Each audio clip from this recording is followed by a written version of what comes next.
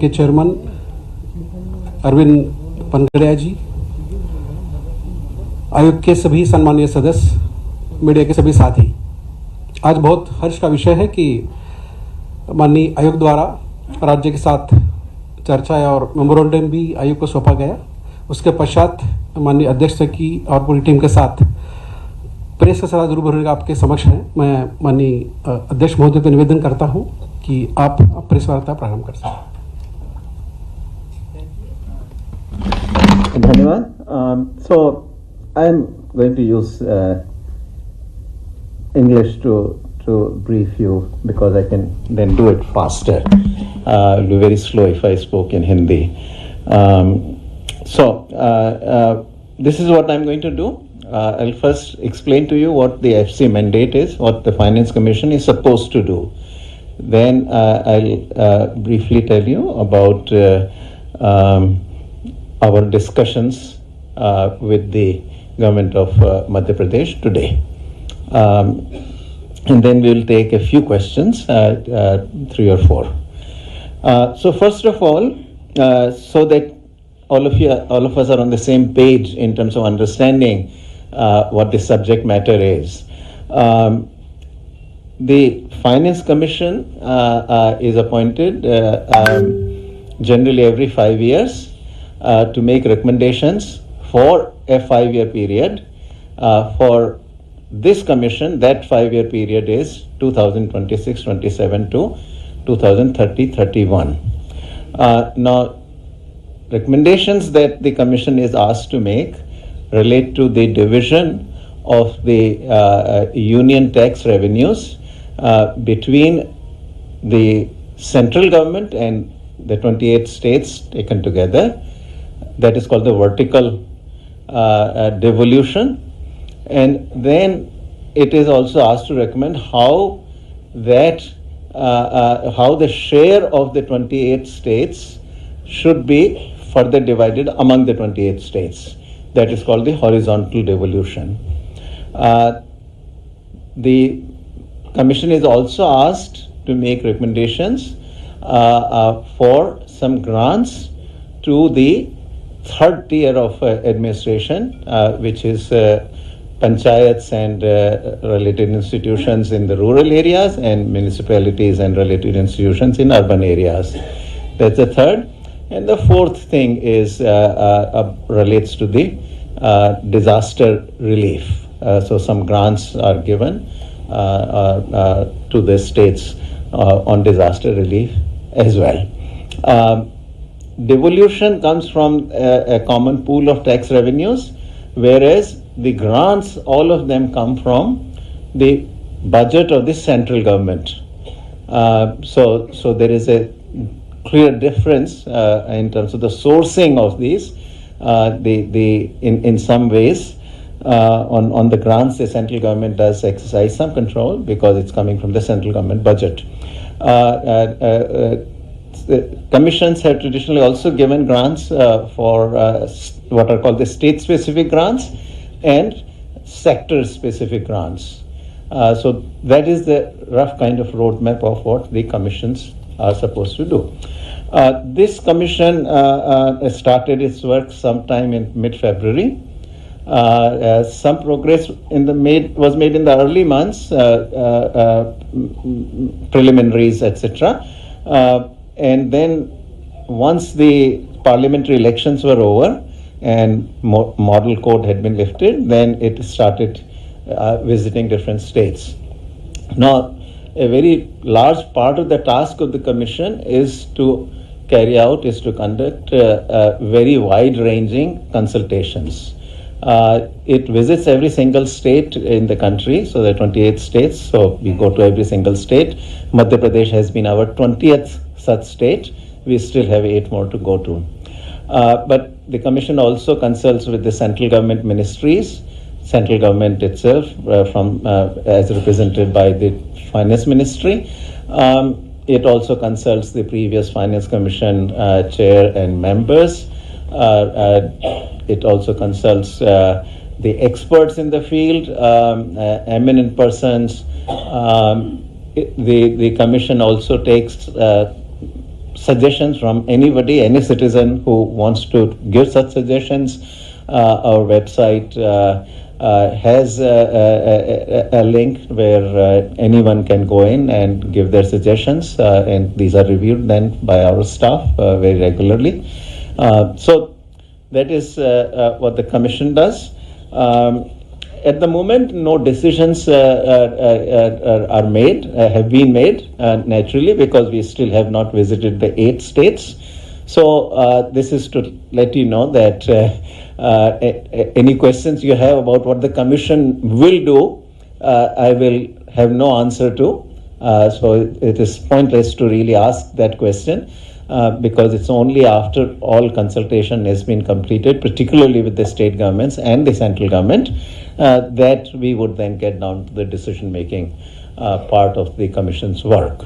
Now, today, we met for several hours, started around about 10:15 or so, and we just finished about half an hour ago with the government of Madhya Pradesh. And we had a very extensive set of presentations. Madhya Pradesh really made one of the most impressive presentations that the Commission has seen in the last 20 states that it has visited. It included first a brief to the Commission on how Madhya Pradesh has developed over the last 15 years or so, starting around 2005 or so. It's very impressive progress in agriculture, and in general, how its per capita income has risen during these 15 years or so. And then the rest of the presentation was about 2 sets of things. One, what its future roadmap is, and then what.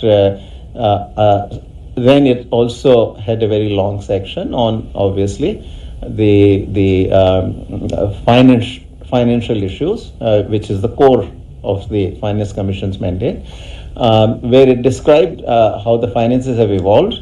It also described what its needs are during the 2026-27 to 2030-31 5-year period of this Finance Commission, and how it would like the Finance Commission, this 16th Finance Commission, to devolve both vertically and horizontally.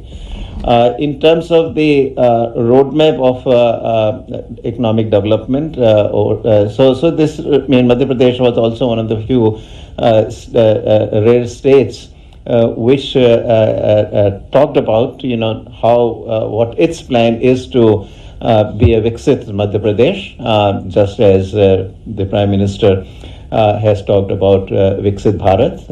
So clearly the state government is very aware that it also, as Bharat moves towards Viksit Bharat, Madhya Pradesh must also move towards Viksit Madhya Pradesh. And in that context, it laid out that now that success in agriculture has been achieved, while they will continue to build on that success in agriculture, the big ambition in the next several years is to industrialize Madhya Pradesh.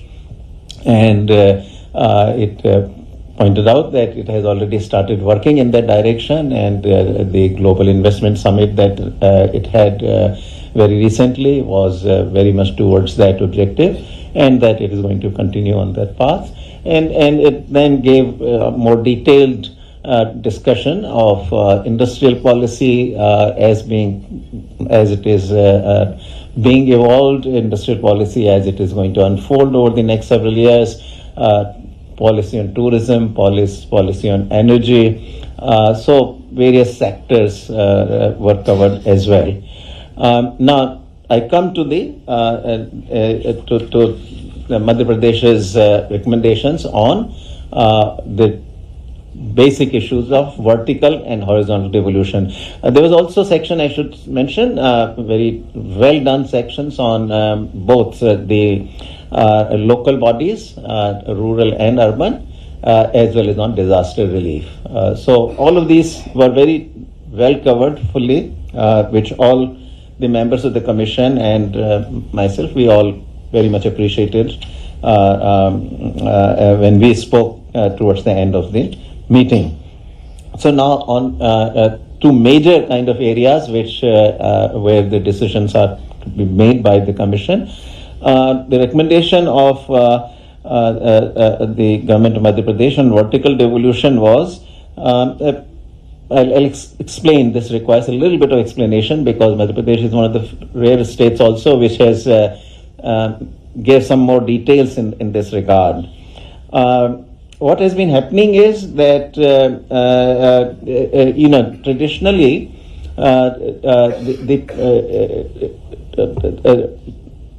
the pool of resources, which is called the divisible pool, it is not the entire universe of taxes. What the way it works out is that there are certain taxes that go directly to the state governments. These include things like state GST, any taxes that the state levies on petroleum products, any taxes that the state levies on liquor, excise duties, sales tax, etc. on these products. So these go directly to the states. Then there are certain taxes that go directly to the central government. These are taxes related to the union territories. They are part of the central government effectively for financial purposes. And also there are certain cesses and surcharges that the central government levies. These also go directly to the central government budget.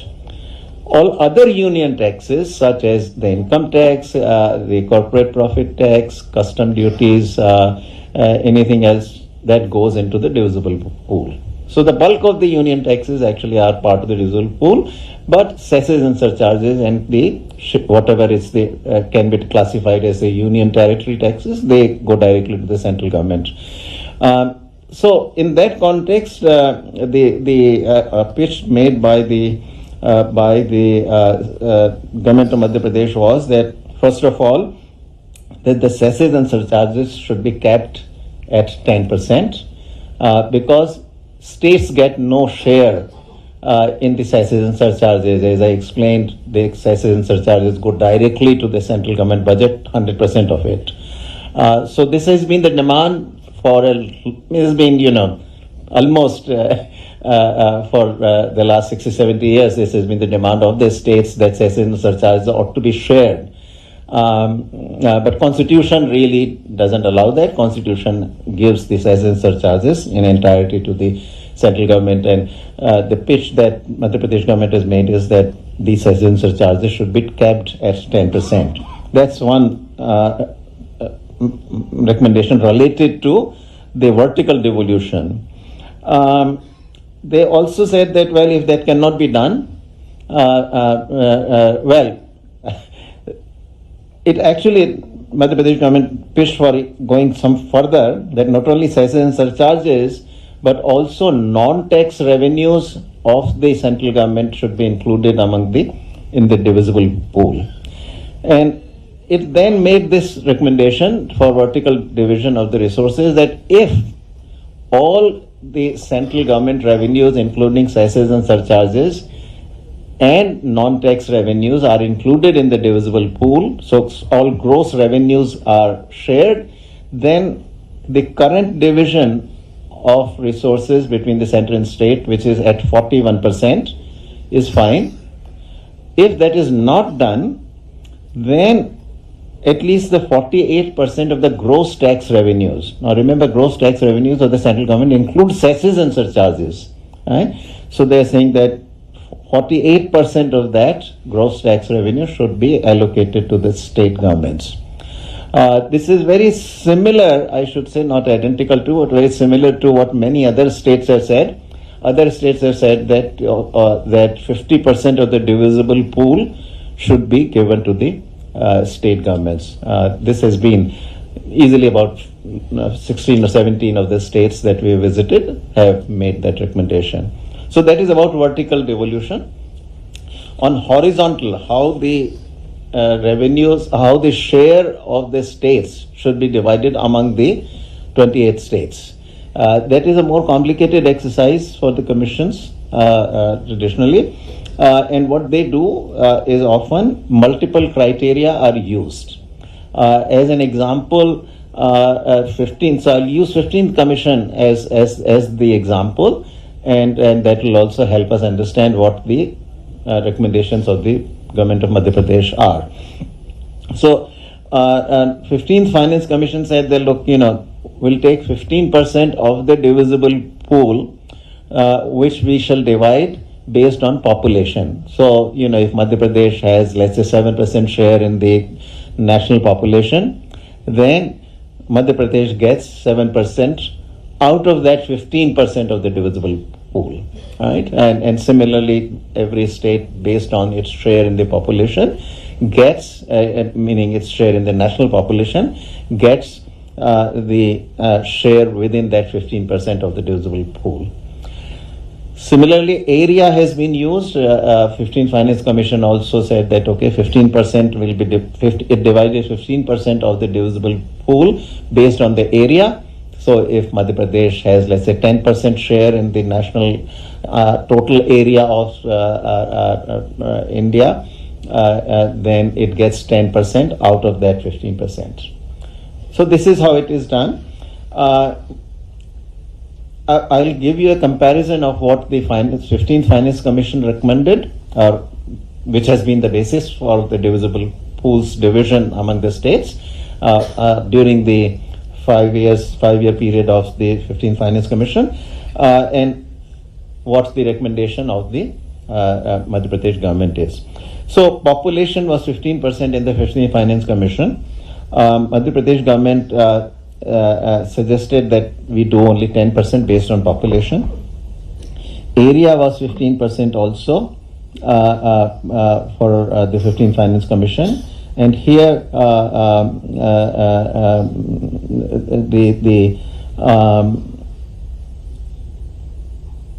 let me see, this is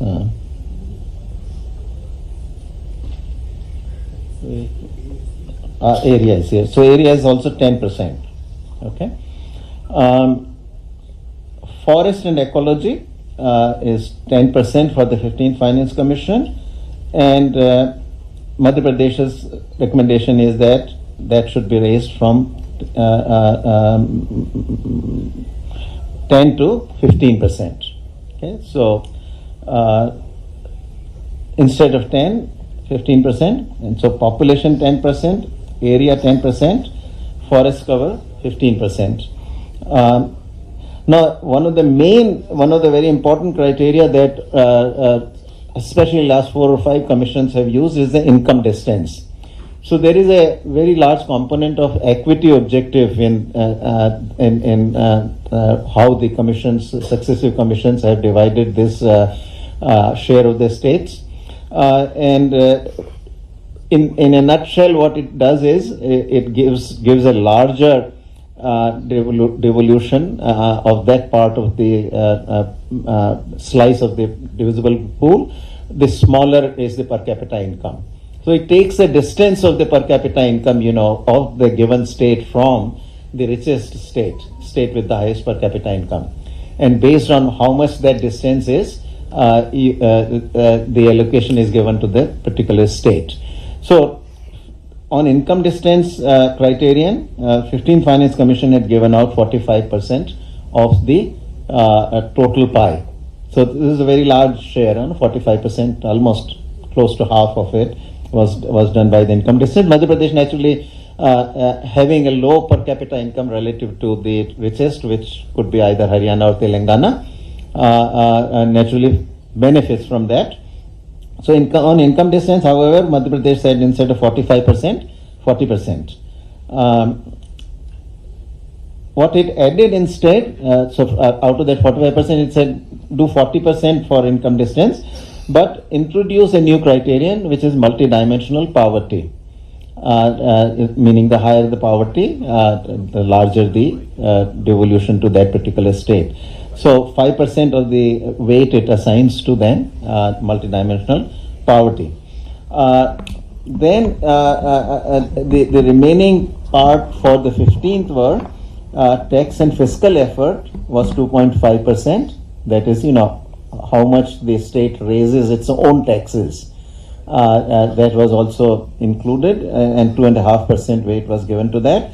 And demographic performance was the last variable that the 15th Finance Commission used. This was the total fertility rate. That the lower the total fertility rate, the larger the devolution. That was given a weight of 12.5. So that total sums up 100 for 15th. Now I'll give you the remaining criteria that the state of Madhya Pradesh has suggested. Madhya Pradesh has also suggested that we give some weight to the SC/ST population. So in addition to 10% weight, 10% weight given to population, it said about another 10% should be given to the SC/ST population. So that adds another 10%. Demographic performance, TFR, the total fertility rate, it reduces the weight to 5%. And then it leaves about 5 more percent. Tax effort, it takes also 2.5%. And then contribution of states GSDP to the total GDP of the country, of the 28 states really, excluding the union territories, another 2.5%. All right, so I'll now read out very quickly in one go what Madhya Pradesh has suggested for horizontal devolution.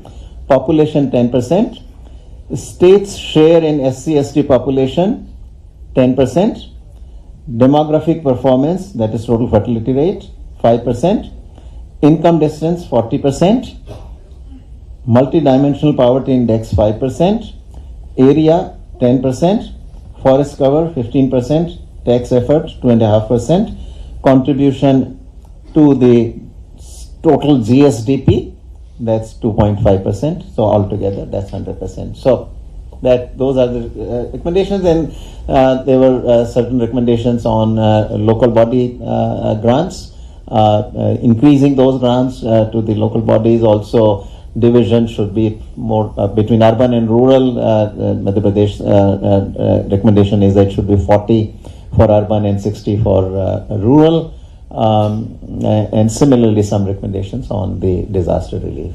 So that's the total sum. We'll take the questions. Manoj, mic dena bhai, mic. Just one by one. Thank you, sir. Please. Sir, I am Manoj Sharma. I am from News 18. My question is, you must have heard that observation of the Supreme Court. Are we not creating a class of parasites? So you have been visiting, as you have pointed out, some 17 states so far.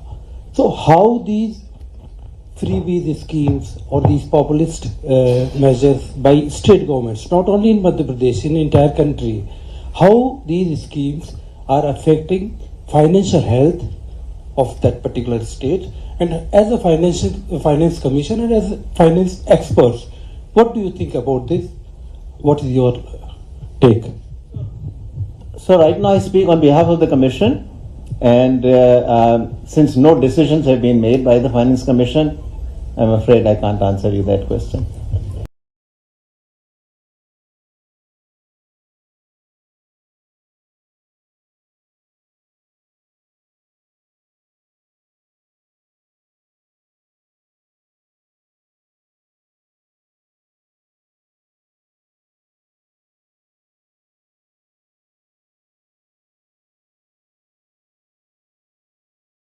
इस विषय पे मैं थोड़ा बहुत बोल चुका हूं पहले, तो उसमें आपको मिल जाएगा. अभी फाइनेंस कमीशन की बात करें, अभी देखिए यहाँ पे पूरा कमीशन बैठा हुआ है, तो अभी मैं सिर्फ कमीशन की बात करूंगा.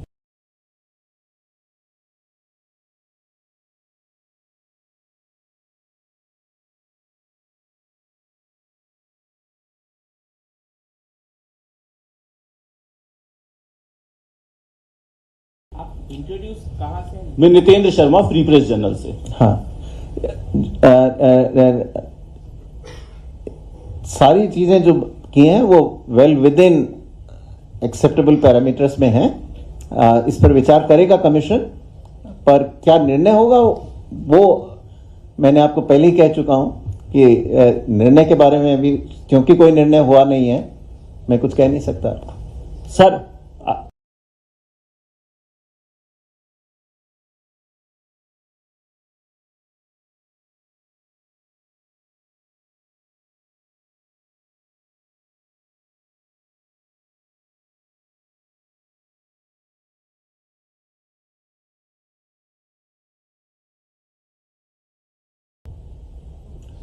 So as I said, you are all asking questions about what the commission will do. Commission can't tell you yet because no such decisions have been made. Anil So, mike देना प्लीज कृपया अपना परिचय दे दें। Hello, sir. I'm Ankur from Times of India. Yeah. So, in principle, do you agree that devolution amount of MP, which is 7.85% as of now, should be increased? I would not say one or the other way because I speak for the commission. You just said that MP had a very impressive presentation, and we are doing a lot of new things.